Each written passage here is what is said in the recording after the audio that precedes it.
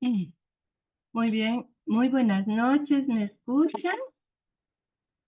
Mm, Sí, licenciada, buenas noches. Buenas noches, profesora Elsa. Muchas gracias por estar atenta. Permítame un ratito, voy a cambiar el nombre. Mm,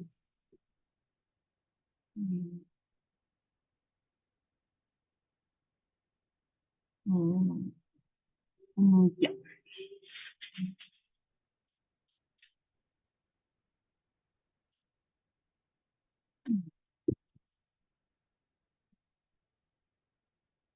Listo, muy bien. Entonces, muy buenas noches a todos los presentes, a la profesora Carla, Elsa, al profesor Brandon, Sonia, Noelia. Y bueno, están muy bien, están presentes. Muy bien, entonces agradecerles una vez más la puntualidad y vamos a ver ahora, como ya es de rigor en la Universidad Pedagógica en esta sesión, algunas interrogantes que ustedes pudieran tener, ¿no? Primero con relación a las tareas que al final de la primera sesión les explicaba un poco rápido para poderles aclarar si es que tuvieran alguna duda. De todas maneras, está también ya en plataforma el texto académico, están las tareas, está también la grabación de la primera sesión. Entonces ustedes ya pueden acceder a toda esa información, ¿no? Esta sesión también que no es obligatoria, como ustedes ya tienen conocimiento, también nos permite tener un espacio para poder dialogar en torno a las experiencias que ustedes tienen, poder compartir su experiencia, poder compartir también alguna pregunta, alguna interrogante que pudieran tener y también, sobre todo, conocerlos a ustedes como participantes, ¿no? Ya que en la primera sesión sí es algo que nos recomiendan poder cubrir el contenido, ¿no? Entonces, estoy a su predisposición y si a su disposición, perdón, y si es que quieren participar con alguna pregunta, algún comentario, bienvenido. No es necesario que estén toda la clase. Yo enseguida ya voy a llamar lista. De todas formas, recuerden que no les afecta de ninguna manera el que asistan o no a la sesión obligatoria, ¿no? Entonces, en lugar de llamar a las 24 personas, voy a anotar directamente sus nombres, ¿no? Entonces, les pido por favor que puedan prender su cámara solamente una vez y aquellos que puedan dejarla prendida sería ideal, ¿no? Eso es lo que está pidiendo siempre la U pedagógica. Muy bien, profesora, donde dice honor, ¿me podría ayudar? ¿Cuál es su nombre, por favor? Listen, buenas noches. Le hablo Marina Cardoso. Estoy entrando con otro celular. Listen, Muy por bien, favor. no se preocupe. Sí, porque el otro no Marina da. Cardoso, ¿no? Cardoso. Sí, Muy bien, muchas gracias, Listen. muchas gracias, profesora. Tenemos a Viviana Flores también. Muy bien, Noelia también, bienvenida, profesora Noelia. Sonia Menacho, profesor Brandon Laura, también. José Luis Choque, muchas gracias, profesor José Luis. Cintia Lanza, muy bien, profesora Elsa, ¿cuál es su apellido, por favor? Buenas noches. Buenas noches, licenciada. Kauna Condori, con C y sin H. Muy bien, con 6 señales. Muy bien, muchas gracias. Carla Achillo también, la profesora Carla Achillo. Muy bien, creo que son todos. Muy bien, muchas gracias. Si desean, pueden dejar prendida su cámara, ¿no? Por lo menos siempre nos hacen esa recomendación. Muy bien, empecemos por las tareas. ¿Alguien tiene alguna duda con relación a las tareas? No sé si han podido revisar la plataforma, si hay alguna instrucción que no queda clara.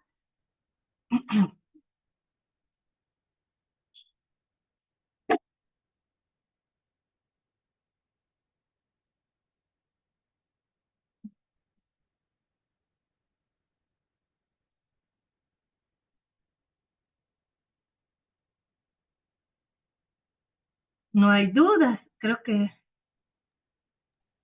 Buenas noches, licenciada. Adelante, profesora Sol.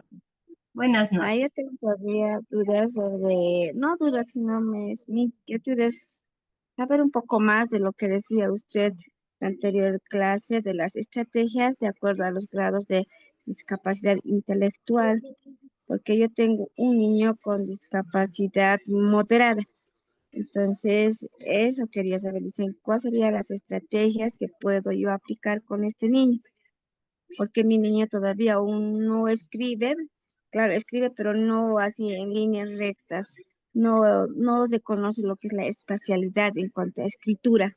Hace por todo lado, hace arriba, abajo, al costado, pero no logra realizar en línea recta, ni horizontal, ni vertical, excepto cuando le ponemos alguna línea, alguna flecha, ahí más o menos se ubica, pero así sin ayuda, no.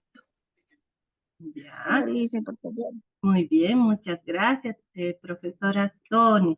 Muchas gracias por la pregunta. Enseguida entonces vamos a reforzar, vamos a dar algunos elementos específicos ya para que le puedan servir a usted también como mamá, ¿no? Porque este programa está orientado para su quehacer como maestros, pero gracias por compartir también su experiencia personal y de hecho lo que usted vaya a trabajar y lo que ha trabajado hasta el momento con su niño, ¿no? Va a enriquecer también su trabajo como maestra, ¿no? Entonces, iremos entonces directamente a responder primero de acuerdo al texto y ya después de acuerdo a el caso específico de su niño, ¿no? Permítanme, por favor.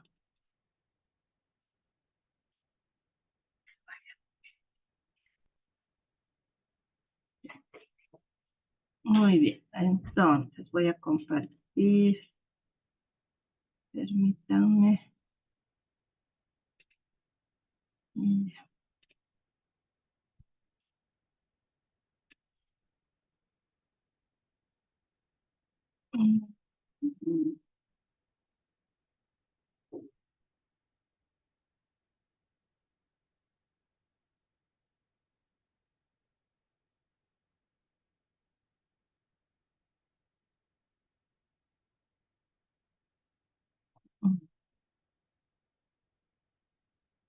Muy bien.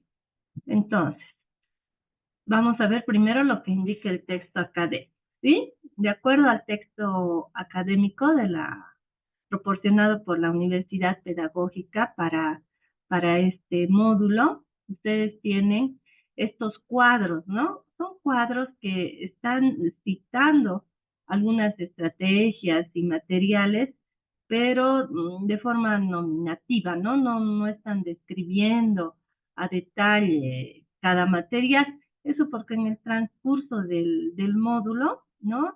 Se va a ver ya a mucho más detalle. En el módulo, perdón, en la unidad 2, ustedes van a ver, por ejemplo, a detalle lo que son los pictogramas, ¿no? De ahí que al ser una unidad introductoria, solamente en el texto se está citando.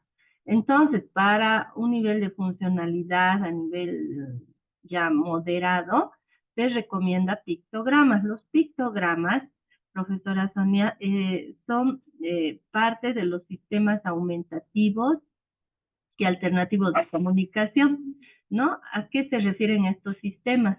Son sistemas que ayudan a las personas que tienen dificultades en comunicarse, para poder comprender, pero también para expresarse, ¿no? Para hacer conocer lo que sienten, lo que piensan, alguna necesidad. Sin embargo, los pictogramas como sistema de comunicación alternativo y también aumentativo no deberían suplir, ¿no?, otros tipos de comunicación. ¿A qué me refiero? Si su niño, por ejemplo, tiene alguna dificultad para poder comunicarse, no lo vamos a cerrar solo con pictogramas, ¿no?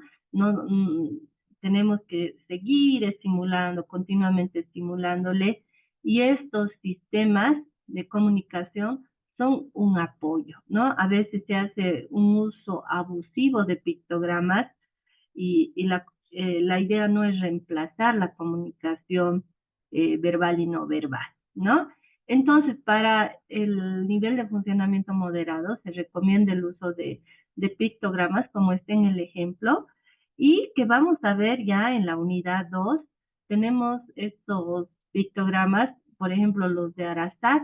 Vamos a ver cómo se entra a su página, ¿no? Entonces hay un banco grande de pictogramas que son imágenes muy simples, ¿no? Son imágenes muy concretas, muy didácticas, donde no tienen muchos trazos, no tienen muchos colores, es decir, visualmente permiten la comprensión de los contenidos, y nosotros podemos utilizar para poder desarrollar desde habilidades para la vida diaria hasta ya lo que son conocimientos en áreas específicas, ¿no? En esto, por ejemplo, de Aspiarte, podría utilizar una madre, por ejemplo, ¿no? No solamente va a ser para una maestra.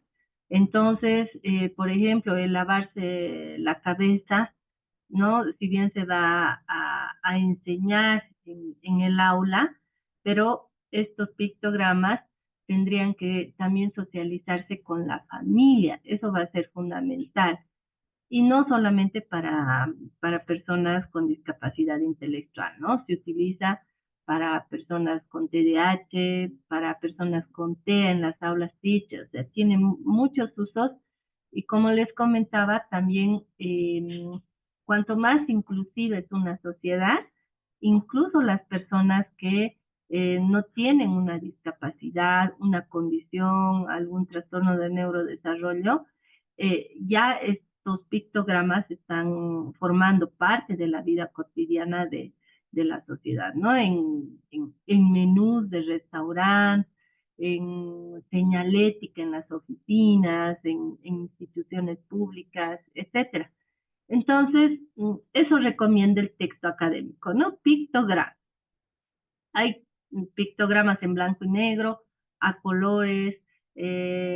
Como recomendación, por lo que he trabajado, tenemos que ver incluso el sexo, ¿no? En este caso es más neutro, por ejemplo, donde dice duchar, puede ser de varón o mujer, pero en algunos casos funciona mucho que la persona se identifique con una imagen, si es varón, que sea varón, ¿no? Si es mujer, de una mujer. Entonces, es un pequeño detalle que a veces ayuda también. Entonces, para el uso de pictogramas, tenemos que ver cuáles son las características de cada persona, ¿no? En el caso de su niño, ¿no? ¿Cuántos años tiene? ¿Cuál es su edad cronológica de su niño, profesora Sonia? 8 años. 8 años. Ya. ¿Y él ahorita está en un centro de educación especial? No, está en una educación regular. Es Ya. mi estudiante de aula. Ya. ¿Y en qué curso está con usted? Tercero de primaria. Ya. Tercero de primaria. Muy bien. Muchas gracias por esa edad.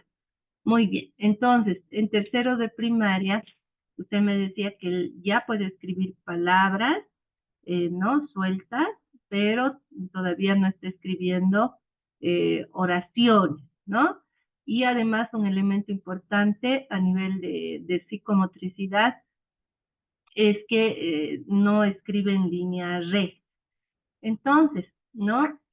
Ya específicamente en el caso de su niño, por ejemplo, valdría la pena hacer la evaluación de esquema corporal, ¿no? En qué medida él se ha apropiado de lo que es izquierda, derecha, como usted decía, ¿no? Arriba, abajo. Entonces, en ese caso, tenemos que trabajar por lo concreto, ¿no? Ayudaría mucho primero a hacer una evaluación y a partir de ello, antes de trabajar con láminas, con pictogramas, trabajar de manera concreta, es decir, con el cuerpo de su hijo como tal, ¿no? Si a él le gusta, por ejemplo, los superhéroes, no sé, me pongo a pensar, eh, no sé, que la máscara de Spider-Man está encima de su cabeza, ¿no? Luego debajo de su cabeza. Tenemos que ver aquello que le gusta. Es súper importante encontrar aquello que le gusta. En el psicopedagógico, cuando hablaba con un profesor acá en Sucre que tiene más de 18 años de experiencia, ¿no? Él me decía el año pasado, para cuando uno planifica, porque él trabaja en el centro de educación especial, no en un aula regular, ¿no? Entonces, él me decía, tenemos estrategias generales, pero tenemos que realmente hacer la planificación para cada estudiante, ¿no? Y en los trabajos que me mostraba, uno de sus estudiantes pintaba todo con relación a Spider-Man, ¿no?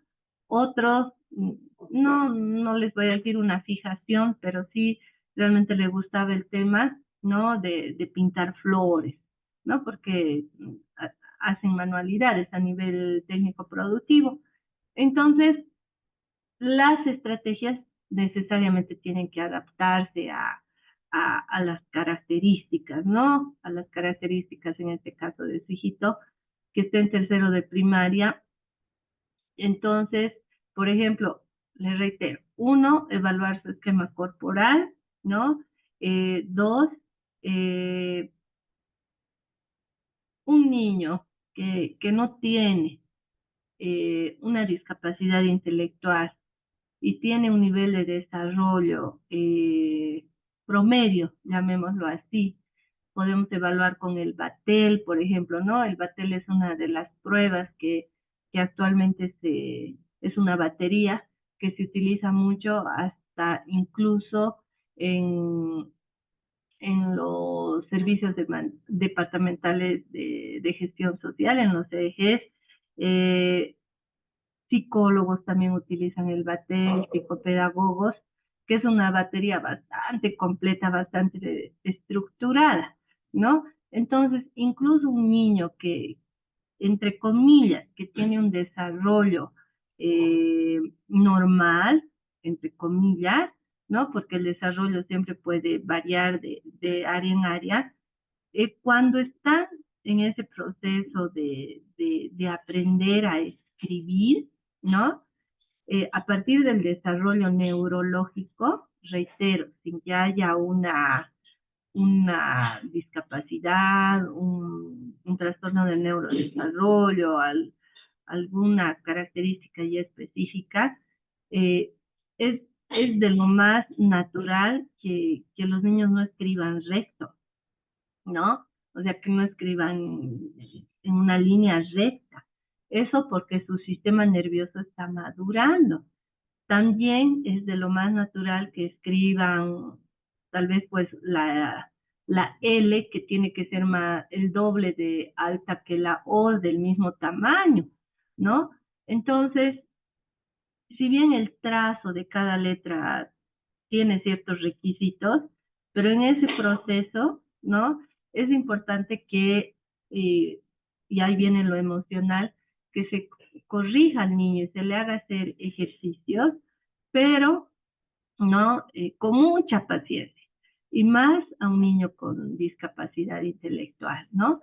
Entonces, hacerle notar, ¿no? Se puede comparar, qué sé yo, no sé, Algo que he visto, por ejemplo, ¿no? Mi mamá es maestra jubilada, por ejemplo, y ella trabajaba en un aula de apoyo, es maestra de primaria ya jubilada. Ella hizo un curso de especialización en el INAI, antes era Nacional en La Paz, ahora es IDAI, ¿no? Y bueno, pues ella, por ejemplo, en lugar de mostrarles una regla, adaptó una locomotora, ¿no? En cartulina, y si bien los niños no tenían que apoyar en la, en la cartulina en forma de locomotora, pero era su guía, ¿no? Y cuando ya estaban subiendo, ¿no? Les decía, ¿dónde está subiendo el tren, por ejemplo, ¿no? O sea, el tren está yendo a las nubes o dónde tiene que ir. Entonces, un recurso visual súper sencillo que no cuesta, pero que es un punto de referencia para el niño para poder escribir de forma lineal. Pero, en resumen, tiene que haber paciencia, se tiene que respetar el ritmo, ¿no? Y es parte de ese proceso de aprendizaje, ¿no? En este caso de la escritura. Entonces, eso, con relación al trazo, eh, por lo general, en este nivel moderado, la psicomotricidad fina y gruesa están mucho más comprometidas, ¿no?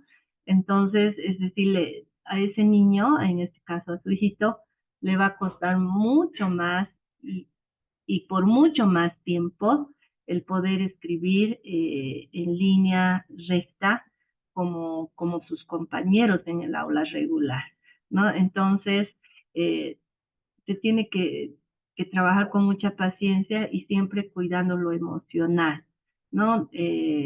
A veces, no le digo que sea su caso, a veces los papás en ese afán de que pueda avanzar, no comprenden el ritmo de cada hijo, de cada estudiante, ¿no? Y empiezan a exigir y hacerles hacer más práctica, más práctica, más práctica, pero la idea es que nunca les deje de gustar, ¿no? El aprender. Eso, entonces tenemos los pictogramas, pero ya con su estrategia, con el caso concreto de su hijito, profesora Sonia, que nos decía el escribir en línea, tendríamos que evaluar aspectos más específicos, ¿no? Otro elemento también importante, si la hoja tiene una línea, ¿no? Como esas páginas de carta, tendríamos que ver su coordinación visomotora también, ¿no? No sé si le han hecho una evaluación a nivel de coordinación visomotora, porque él está viendo la línea, pero aún así no va por la línea. Y tal vez él tiene el desarrollo psicomotriz adecuado para escribir sobre la línea, pero no es tanto un problema psicomotriz, tal vez es una coordinación visomotora, ¿no? Ojo mal. Entonces, para la planificación, ¿no? Para poder trabajar en algo tan específico, eso, tendríamos que valorar, ¿no? Algunos elementos y bueno, las estrategias a adaptar. No sé si le he respondido a su pregunta o quiere comentar algo, profesora Sonia. Está bien, gracias, Lice. Cuéntenos, ¿usted qué ha estado intentando? Trabajamos con lija, por ejemplo, para enseñar lo que son los números, las letras, y porque para que pueda hacer lo que es la identificación a través de su cuerpo, lo que es el sentido del tacto. Entonces vamos formando las sílabas, las palabras, o también vamos formando los gráficos, y luego recién vamos trazando en lo que es el cuaderno, ¿no? Y luego también hacemos en el pizarrón, luego también trabajamos con los dibujos, observamos y repasamos igual. Eso estoy trabajando, y para que haga en línea recta, entonces trabajo con flechitas, voy indicando con flechas. También utilizo una cinta de colores, de diferentes colores que van verticalmente y horizontalmente. Entonces, de esa manera voy trabajando con él. Muy bien, muchas gracias por compartir.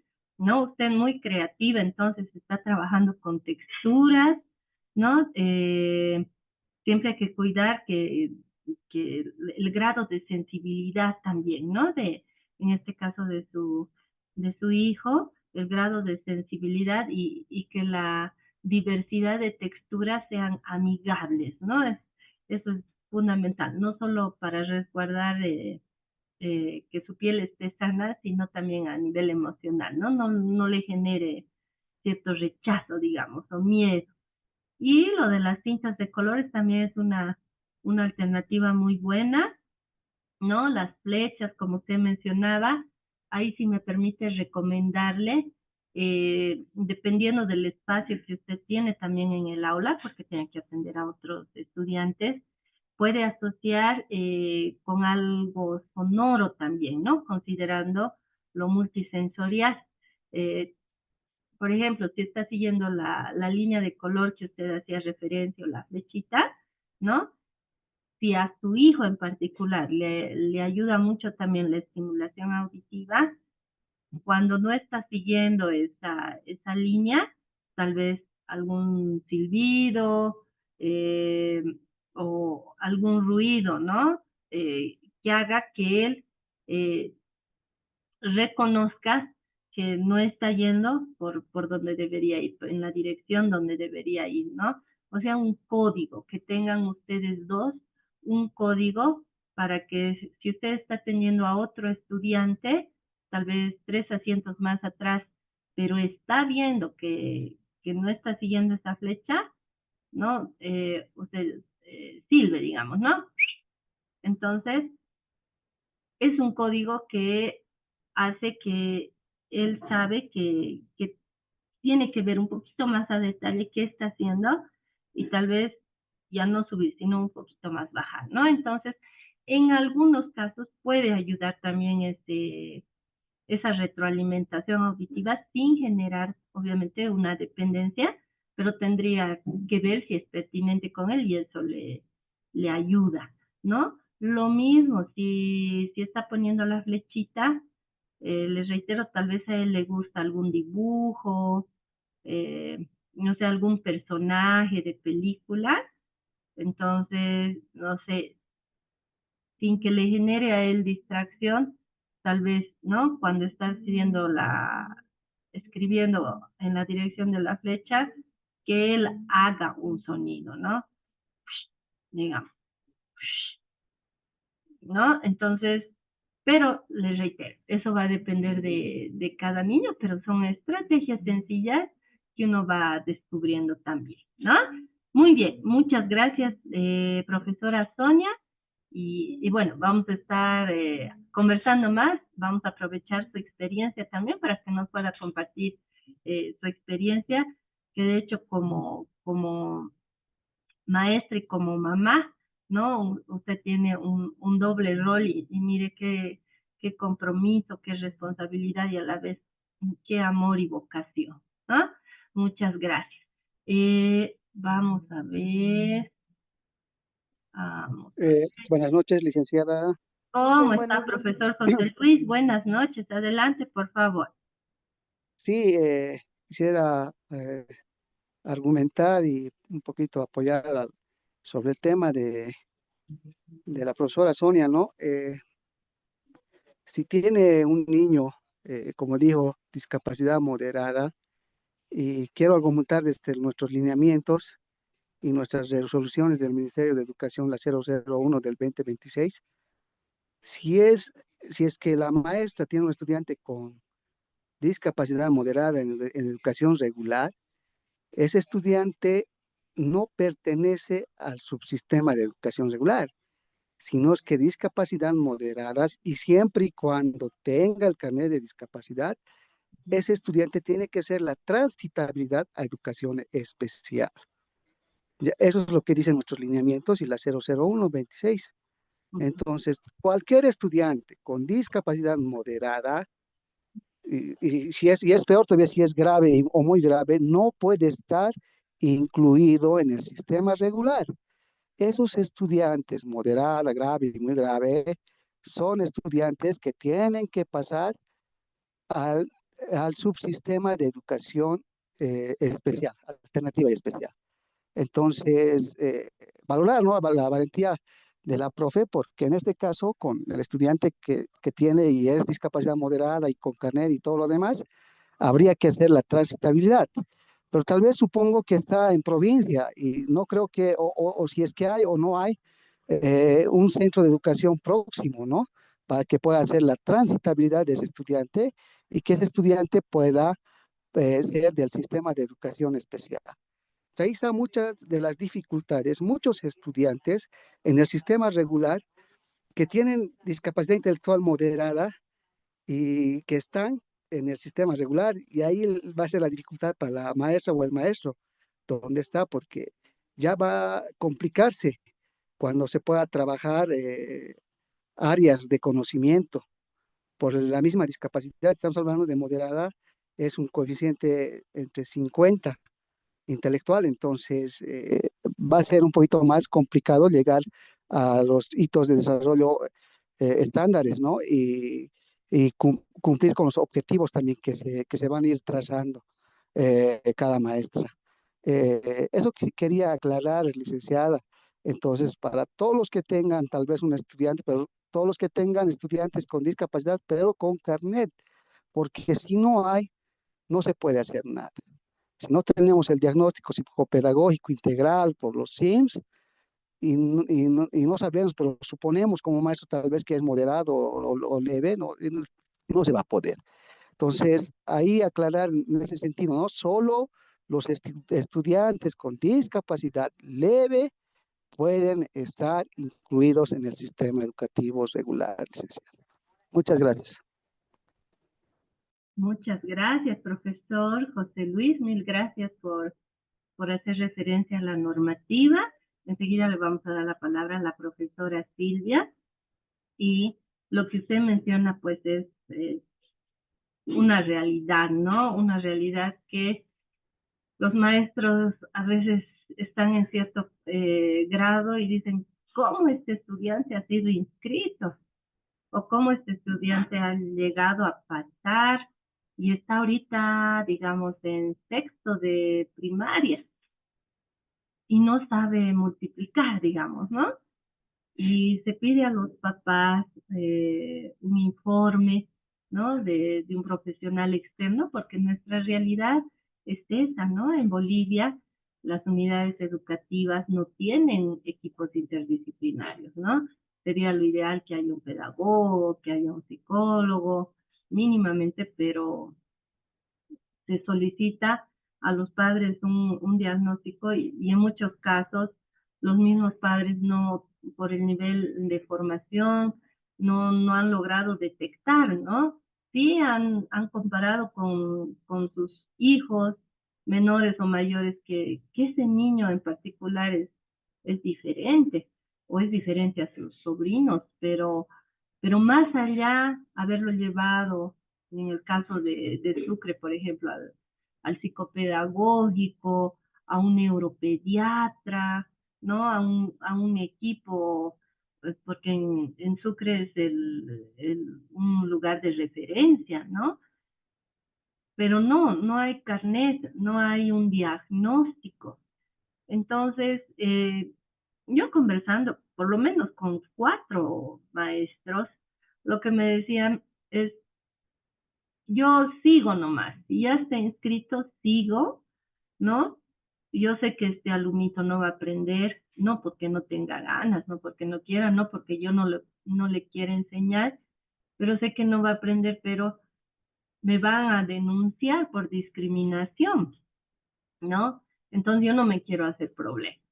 Entonces, es duro lo que les estoy diciendo, ustedes como maestros, ¿no? Muchas veces tienen en las aulas masificadas por nuestro sistema educativo, hasta 40 alumnos, ¿no?